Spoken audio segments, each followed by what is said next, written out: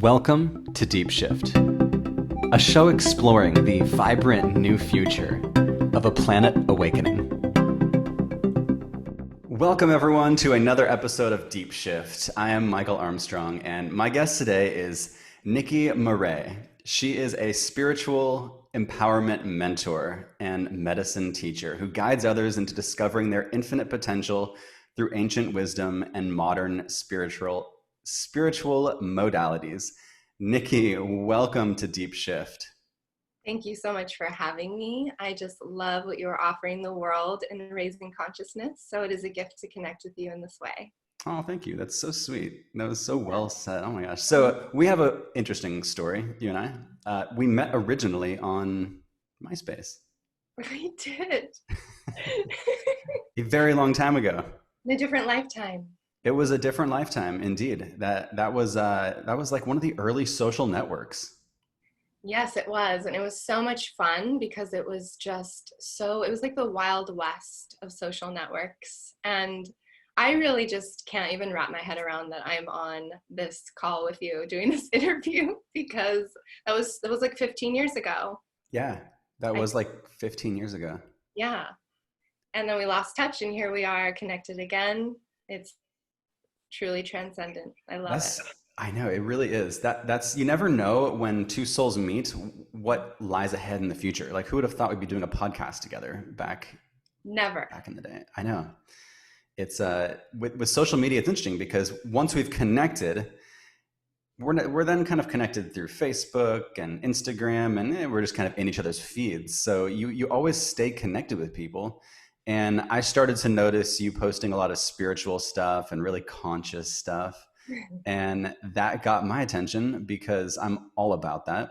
That's like my world as of lately. Yes. So I'm curious though, were you always spiritual or did you have like an awakening?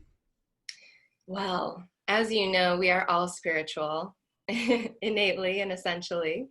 But yes, I was always very spiritual. I grew up in a very strict, dogmatic religion, and I ate it up. I loved it as a kid. I was that child that would wake up at like 5 a.m. and I was reading not only the Bible, but like all of the texts that were related to my religion. And the reason why I was so into it though is because I was having these kind of out of body strange experiences as a kid. And I was connecting with angels and I would hear voices. And I thought for a while that everyone was like this because in the religion, they kind of made it seem like that. But then the older I got, the more I realized like, this is not typical. And so that was interesting to me. And then in my later years, I was interested in like witchcraft and more Wiccan stuff. I was like the first kid to be collecting crystals and doing rituals. And I had no idea what I was doing. I wasn't reading this in a book, but something innately in me was creating this.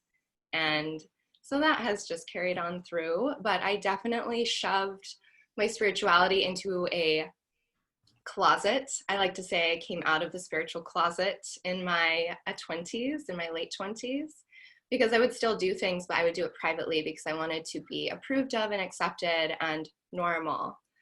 So that may be why you didn't see me posting about it, 15 years ago. Yeah. So what was the transition of, you said it was kind of a dogmatic religious experience. What was the transition from like, being pretty religious to, do you still consider yourself religious? Do you like, where the spiritual and religious line cross?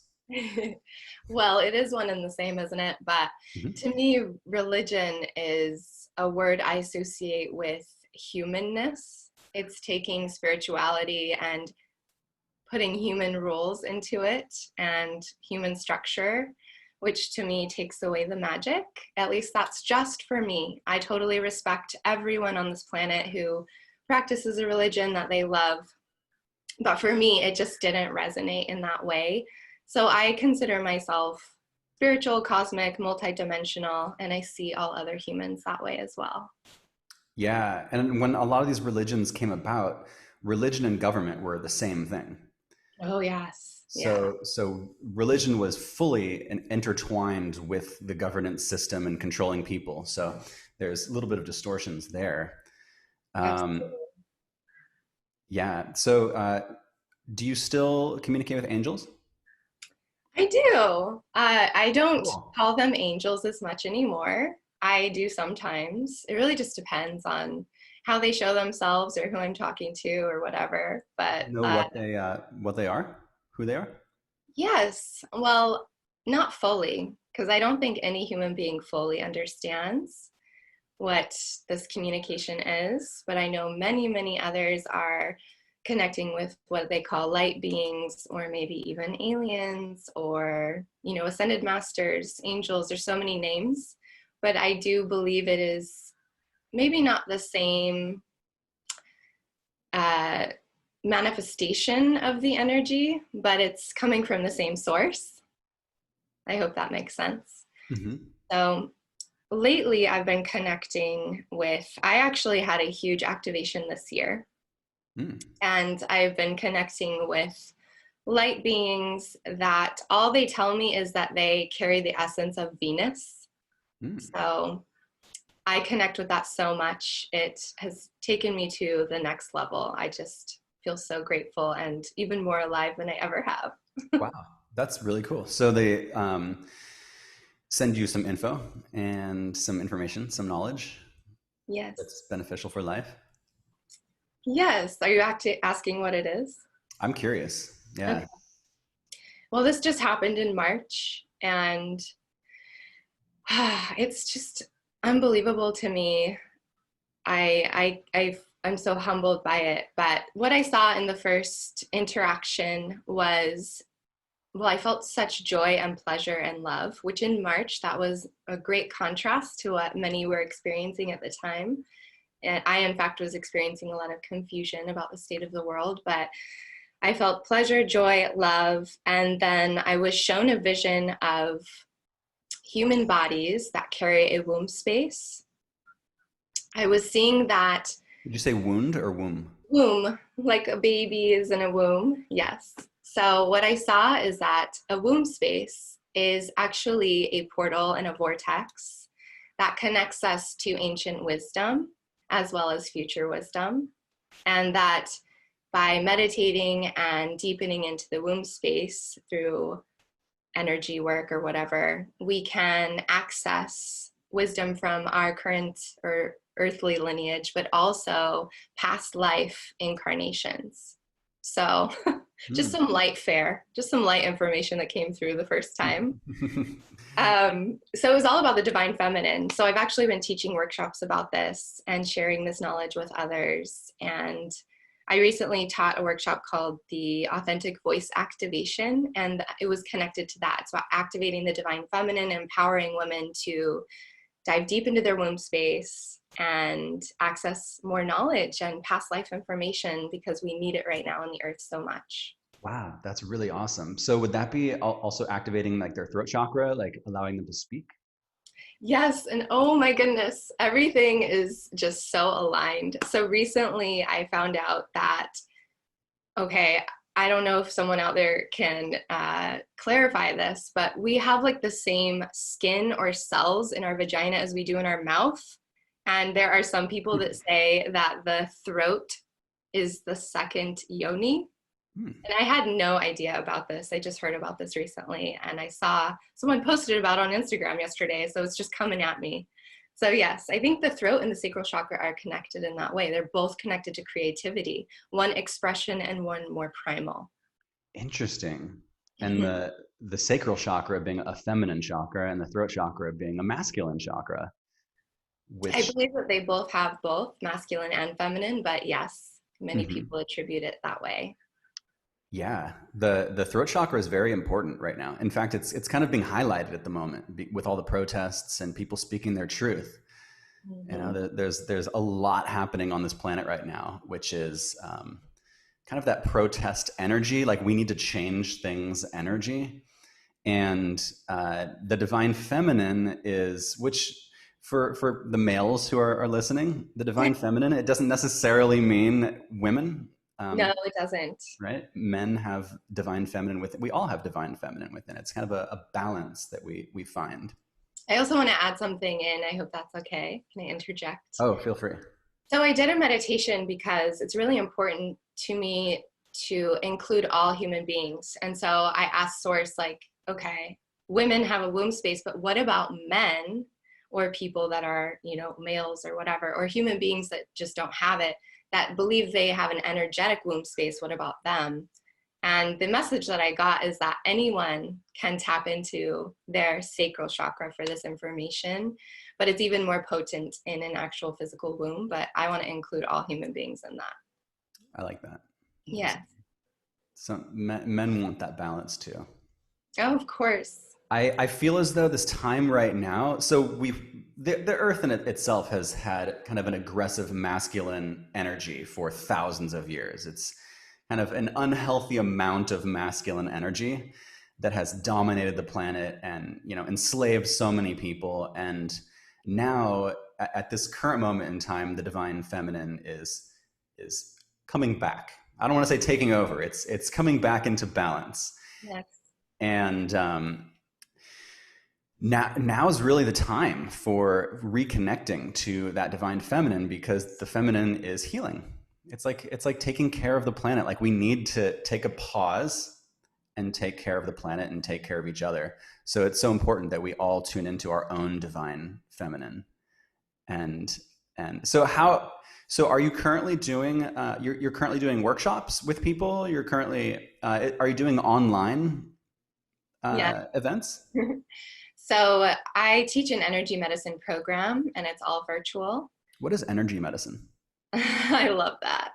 Energy medicine is just using energy for healing, which everything is energy. So it's actually hilarious. It's a very simplified term. But when people say energy medicine, they're usually speaking about a modality that uses subtle energy, not like Western medicine or even, something just tangible and physical. We're talking about like hands-on healing, Reiki healing, crystal therapy, chakra balancing. That's all using subtle energy. All the good stuff. Yes. So I love energy medicine. Yeah, me too.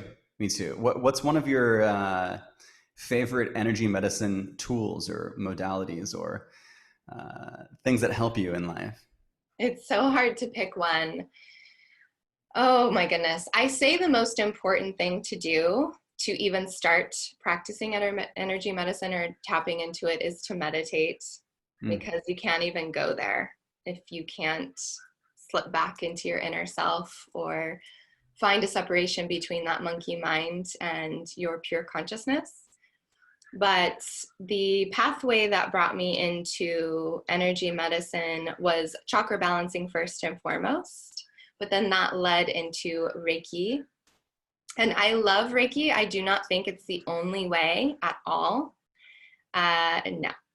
But I have noticed that Reiki is such a powerful launching pad to awaken others to this energetic quality of themselves and their unique spiritual gifts, because I believe we all have them. So Reiki, I think, is just like this introduction to energy, and it really blows people's minds because it's so simple and yet so profound. So I think that's my first and favorite. Reiki, most people know of it as your hands have energy coming off of them. Like we have energy coming off of our bodies far beyond our physical bodies. But specifically our hands, there's a lot of energy that comes off of them. And so that would be kind of placing your hands over someone's body and giving them some good healing energy. Would that be considered, is that what you would consider Reiki? No. That's what Reiki looks like. Mm-hmm. But Reiki means life force energy. It's actually, this is something I want everyone to know. Reiki is a practice that is much older than the wonderful man who channeled it in the late 1800s. There were other forms of Reiki being practiced in Japan before he formalized his version. And I think he's amazing, so don't get me wrong, but Reiki has been practiced for thousands of years, and all it is I always incorporate meditation training into the Reiki, because all it is you get out of your own way and you tap into life force, source energy, which usually feels like a current of love flowing through you. And then, yes, you hold your hands over someone, but you can also do distance Reiki. And I've done Reiki just like sitting on my ground. Someone's on a computer and I'm just guiding the energy, and I don't have my hands anywhere near them. So your hands don't actually have to be touching the body, but it's all about knowing how to access, direct, and guide energy. I like that. Yeah, direct and guide energy. So I have healed myself of a couple things. Using energy, using my mind, and I guess you could consider it Reiki. I'm not sure where the line between Reiki and just using energy in general. I mean, I guess Reiki is just simply a word. It's not like word. This is the category, So yeah. We're trying to describe something that's almost indescribable. But like, for example, I had a cyst on my arm, which is like a little bump. Mm-hmm. And I'd had one before, and I had it surgically removed. And actually, an interesting story there, when the doctor who removed it previously had removed an alien artifact from someone's skin. And it was like filmed for the Discovery Channel, and they researched the metal, and there was like an unknown metal, all this stuff. So he's telling me all this while he's like opening my skin. That is radical. Oh my God. Yeah, that was like, that was my very first introduction to the possibility of, there's actually ETs out. Like, this is actually kind of true. Now it's quite obvious that it's very true based on many, many things. But I didn't want to go get surgery. And I had just finished reading a book that said if you channel energy through your crown chakra and you guide it to a certain area, and you put all of your attention and focus on that area and see it being healed, you can heal yourself. And this was actually channeled material. Someone channeled it while they were in hypnosis. And I was like, wow, let's try it. So I sat down, it was at night, and channeled the energy in, and I felt like tingles coming in, and I channeled it to my wrist, right where that little cyst was. And I just saw it like almost like dissolving, And and then, I went to bed, and I woke up in the morning, and it was like 90% gone. And over the course of the next 24 hours, it just completely dissolved. That is miraculous. Blew my mind. Yeah, well, that technically, essentially, is just Reiki. It's just a visualization technique. And we all have access to that. We don't have to learn Reiki to do that. I love that you shared that. Yeah, thank you. So recently I've been posting on TikTok about energy, using energy, and and I teach this thing where if you have like stomach ache or something like nervousness or anxiety, you just kind of lift it up and then purge it out. And yeah. Right? Yeah. You're excited about that. I love that. You know what I'm talking about? It actually worked. Like, I've been doing this for years, like in the shower, when no one's looking, like puke energy out. And just a couple days ago, I shared it, and hundreds of people in the comments were like, I just tried that and it actually worked. So many people, just one after the other, were like, it worked. It was amazing. What? I don't even understand how that worked. What just happened? So it's really cool to see that energy work and Reiki and all of this it's real. It is. And I'm so happy that you're sharing that just so openly, because so many of us are scared to share our practices. We think people are going to think we're totally bizarre or something. And I have done that practice before. I've never shared it. And here you are projecting it, and everyone's doing it, and it's working. That is super awesome. Thank you so much. Yeah, that's a whole other thing. Like, being scared to share some of this like weird stuff. I know. And the etymology for the word weird is so good. Weird. I recently said something was weird, and my friend's like, wait, hold on a second. Weird is actually really good. Like, weird means that it's different, unique, and something that is almost attractive and intriguing to people. So one who's weird, who has then good information, it's like good marketing, good branding for something. Yes. And Yeah, that's been a whole, I mean, to simply say that I, use plant medicine or psychedelics as a healing modality. That was a huge thing to like finally share, like with my parents, like talking about that. Cause it's like, drugs are bad. Like every drug is the same, And then I had to have the drug conversation with them, which is like, actually, there's some plant medicine, which is very beneficial and healing for people. And then there's meth, which is like, it'll kind of like steal your soul and take you hostage. And talking about some of the energy stuff, I created an Instagram account that was totally separate from any, like all my personal stuff, just so I could talk about this. And then it finally got to a point where I was like, I don't really care I realized that if someone cares about what I say, they will have to go out of their way to reach out to me and speak to me about how they think it's odd or whatever. And unless they do that, it's not in my consciousness. Mm. So many people are going to think so many things, and that actually doesn't affect me because it's all within their little bubble. So yeah. That's powerful. Yeah. Has something helped you? Have you had that journey of, kind of opening the throat chakra, like sharing some of this weird stuff? Ooh, well, I'm just going to take off my sweater. Yeah, let's get real. Hot topic. I would say my spiritual truths coming out has been a little bit of a process of like seeping through me. But in 2018, I became pregnant. I became pregnant miraculously. And it was not something I wanted to do. I never saw myself as a mother.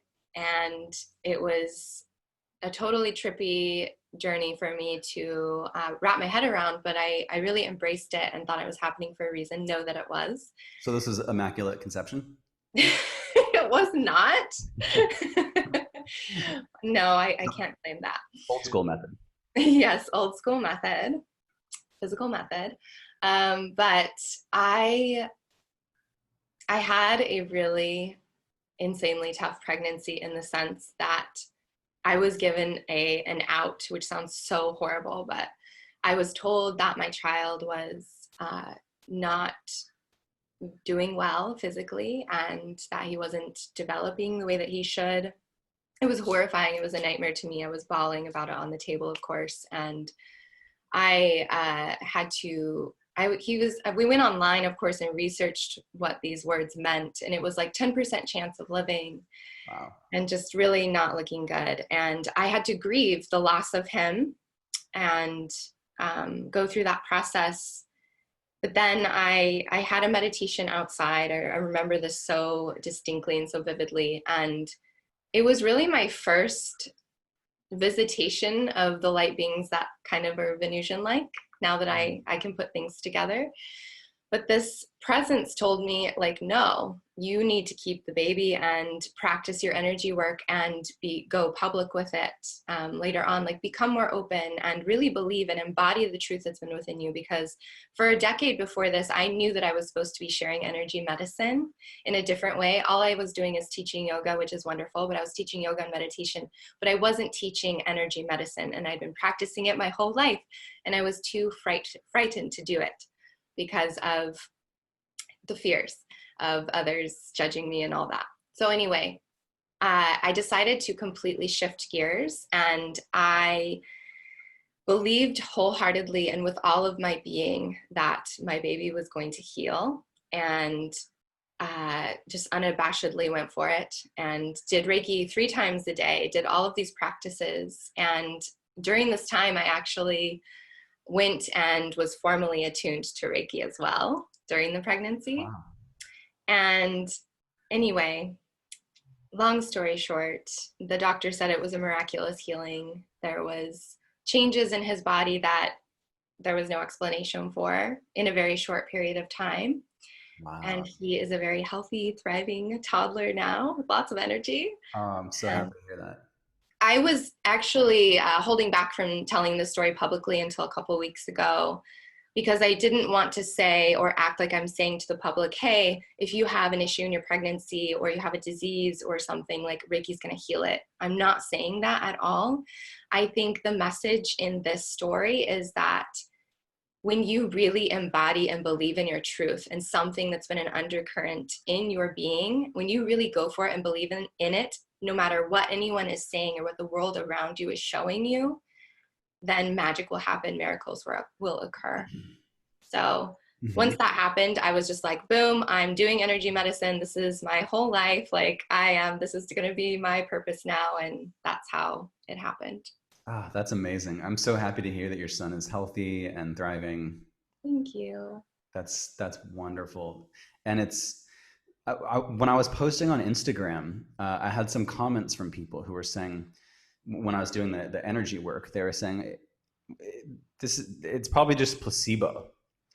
And I was like, yeah, it very well could be. What is placebo, right? Placebo is believing that you can heal yourself so strongly that you actually do. Yes. That literally is energy work.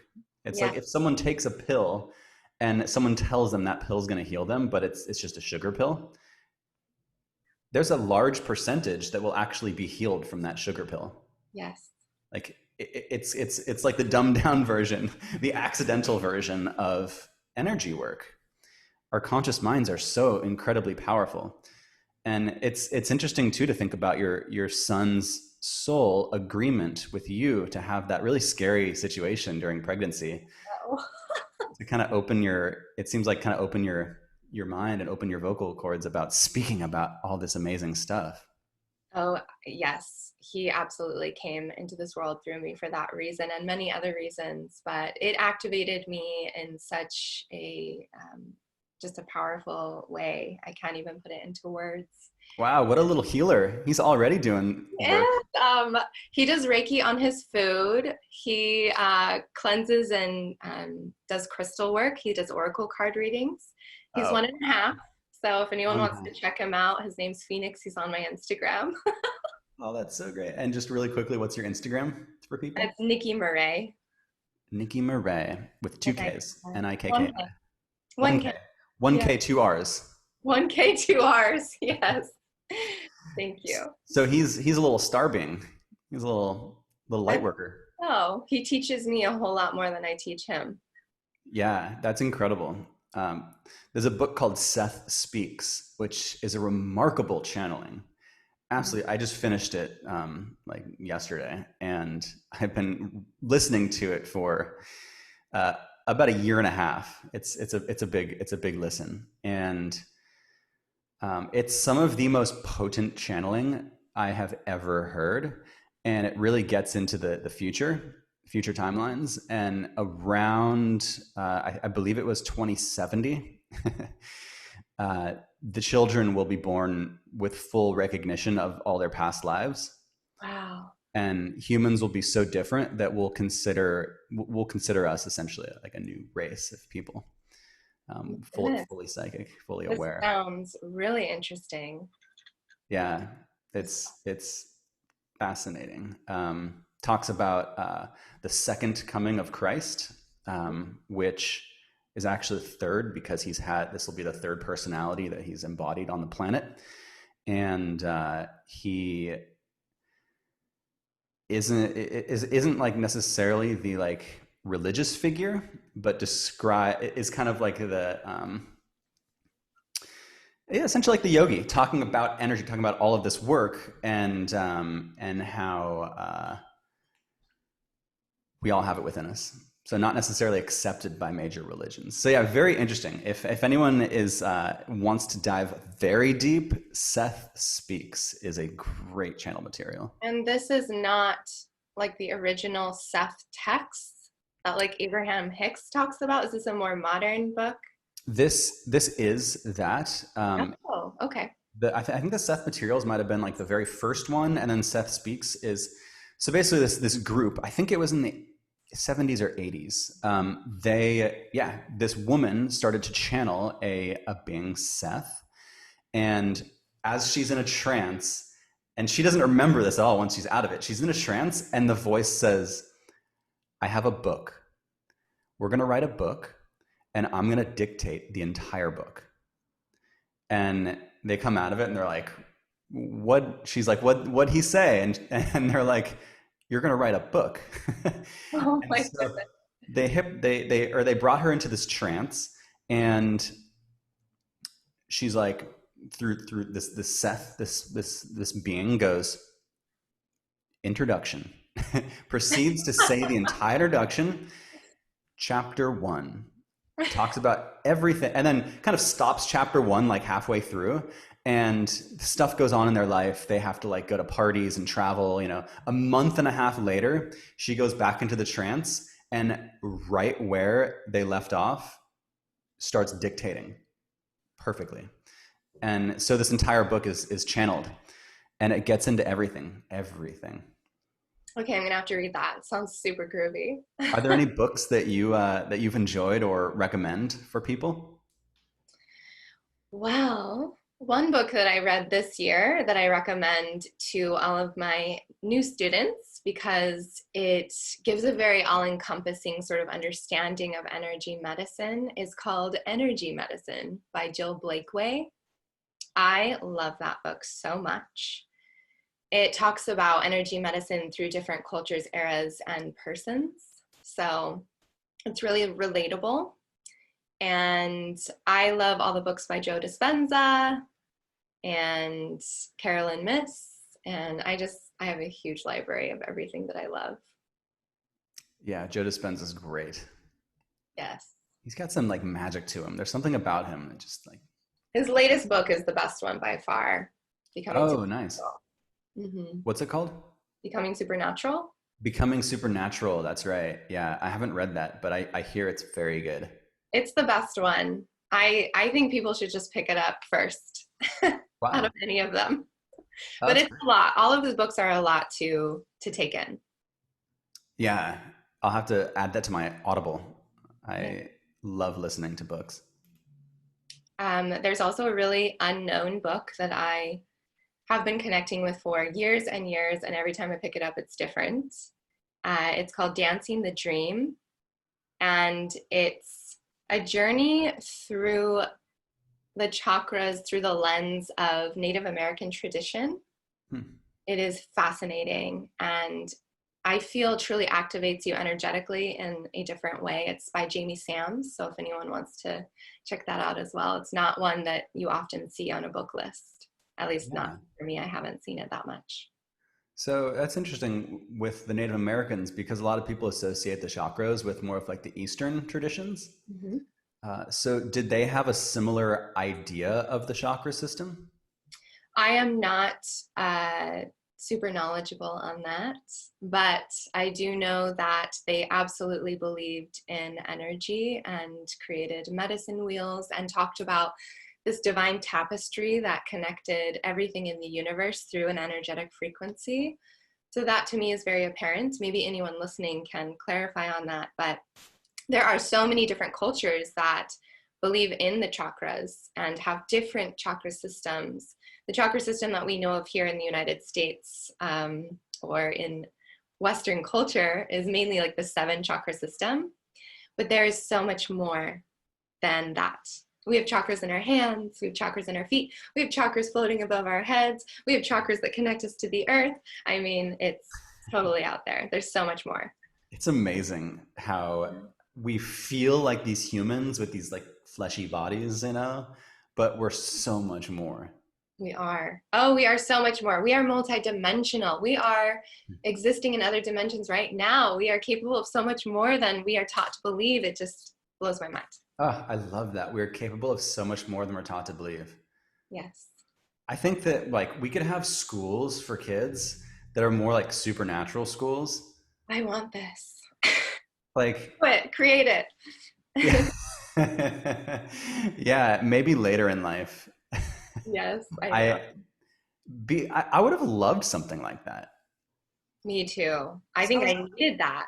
I think we all need that. I think we do. And as each generation comes in, it seems as though they're even more and more tuned in and like wanting that. like my generation was, it was like a lot of grunt, like when I was a little kid, like a lot of grunge, you know, Nirvana, like just stepping away from the norm, like just like almost anger, because it was there was no one talking about, I mean, it wasn't like a pop culture talking about consciousness and spirituality like there is now.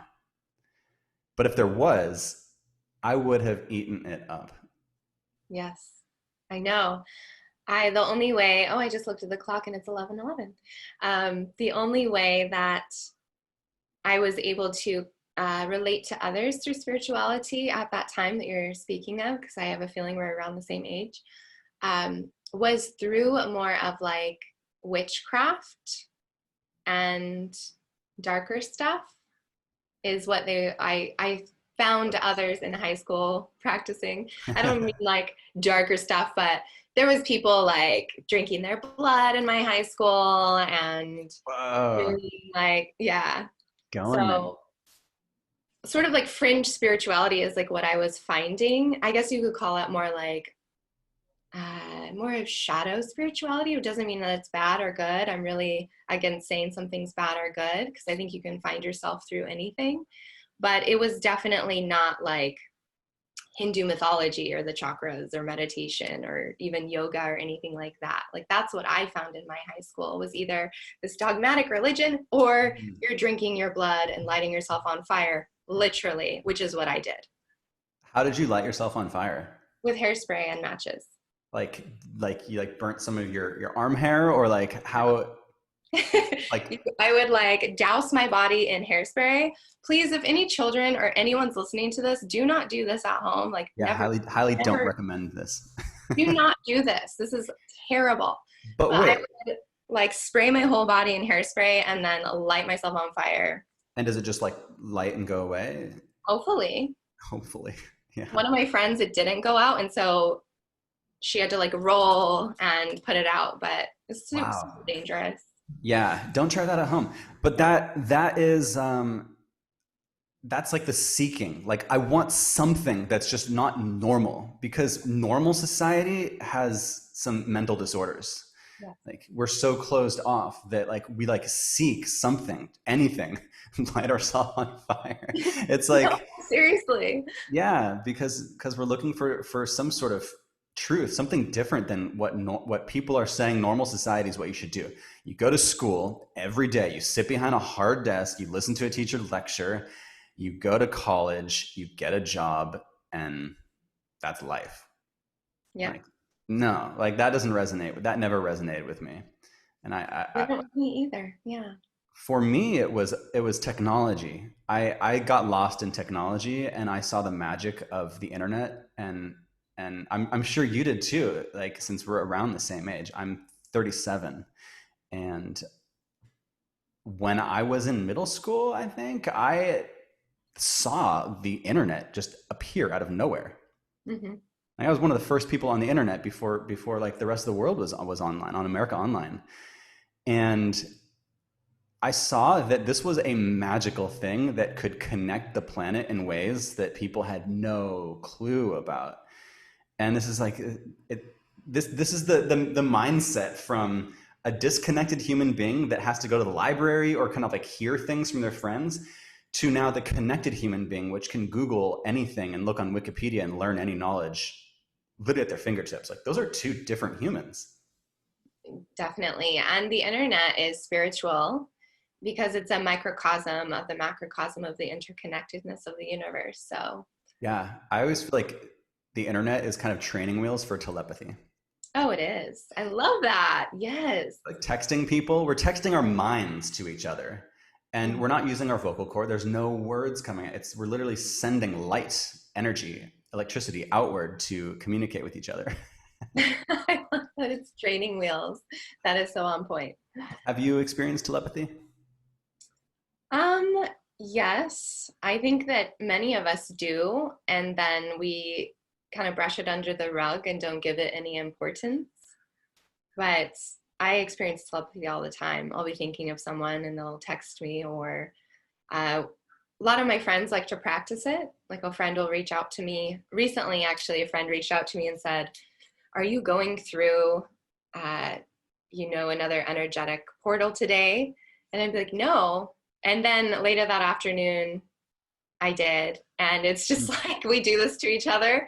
And it's not because she said that it happened. Something else happened. But anyway, we like to practice. Yeah. Do you feel like it's happening more and more lately? Oh, yes. Yes. Well, the veil is thinner now. It is, huh? Yes. What does that mean when someone says the veil is thinner now? It just means, well, what I believe it means is that, so there is so much more going on than what our eyes and 5 senses can perceive. And there is a veil and also societal conditioning and programming that keeps us in this small space. But there's even more colors around us that we cannot perceive. Like we can only see 0.3 of colors, or don't quote me on that, but we can't see very many colors. I'm just putting that into a science framework. But the veil getting thinner just means that we are being more spiritually sensitive to energy, to information, to light beings, to all forms of intuition within our being. I guess that's the simplest way and long-winded way to explain it. Yeah, no, it's great. We're waking up. We're waking up so quickly these days. It's like to think about the human intellect and how the mind is working from. Because you can look at like the 50s, like the 1940s and 50s, and they're almost like different beings. A little more rigid, a little more like you can just like feel it and sense it and almost see it. People look different, and it seems like things are changing so quickly. Like once, it's not really pop culture or the norm in society to believe in like extraterrestrials or aliens, but at some point in probably the next like 20 years, it'll be normal to realize that there are extraterrestrial races out there who are also a part of this experience with us. And here on Earth as well. Yes, and here on Earth, and in human bodies, and like, hey, I want to go have an Earth life. Okay, your soul gets to go be born in a human body, and hopefully you don't get lost in the wheel of karma. Oh, that's funny. But it's happening, and it's happening really quickly. It's exciting. It is. I think that this is definitely one of the more exciting times to be alive. It's a gift. Indeed. Yeah, we chose good times to be alive. Mm-hmm. Go us. Go us. Yay. Well, I love what you're up to. I love that you're doing all this really cool stuff. Once I saw what you're up to on Instagram, I was like, okay, we have to have a conversation. It's really cool. I love what you're up to too. So it's reflected back to you. Thank you. So grateful. Yes. Yeah, thank you. Way back when we met on MySpace, yeah, we didn't recognize. I think we just saw each other's vibes, and we're like, oh, you're cool. Exactly. Yeah, you're cool. You're cool. You're kind of weird and funky. Yeah, that's what it was. Weird is good. Yeah. So how can people find you online? What are you up to? How can people connect and get more Niki in their life? Thank you for asking. So the best way to connect with me now is on Instagram, and it's at Niki Marre, NikiMarre. And my offerings change often because I channel every day and I literally output what Source and the light beings tell me to. So it's like a business coach's nightmare because I won't niche myself into one modality ever. But right now, and I will always be doing this, I offer energy medicine certifications that include many different modalities. So right now I'm teaching the chakras. The next modality is meditation. Then we're going to be learning Reiki and then crystal healing. And this is a 2-month program. So I teach that twice a year. The next one is in spring. And I just started working with people one-on-one because I realized that I love to awaken and remind people one-on-one of their spiritual gifts and activate them that way, and then sort of curate modalities and practices for them specifically. So I just started doing that. So if that's of interest, you can also connect with me that way. That sounds awesome to work one-on-one with you. Yeah, that's a gift. That's a Thank gift. you. Yeah, I think that's like the expedited path. It's like if you want the expedited path, you do the one-on-one. Yes, and it's so much fun. I get so much life out of it. So it would be wonderful. Yeah, I hear that. That's really, really awesome. So you said you connect with different light beings and things like that, and you get knowledge. Do you share that mostly through your Instagram? I do. I keep some of it private until I'm ready to reveal. I share most of it, but I do a lot of writing, and yeah, it's through my workshops and through Instagram. I guess I share a lot more, obviously, in my classes than I can on an IG square.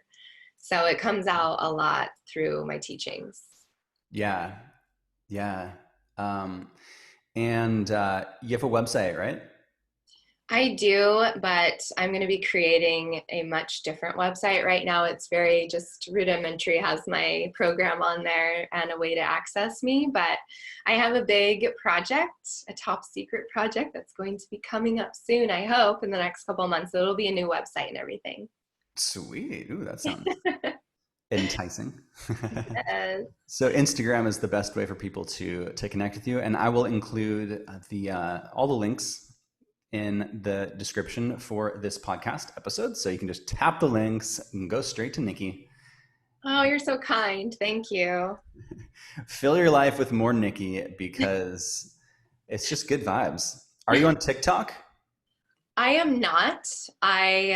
TikTok's blowing up. I know. I need to find the time. I love the TikTok audience. Yes, it's lighthearted, isn't it? Yes, it's because the TikTok algorithm rewards entertaining people.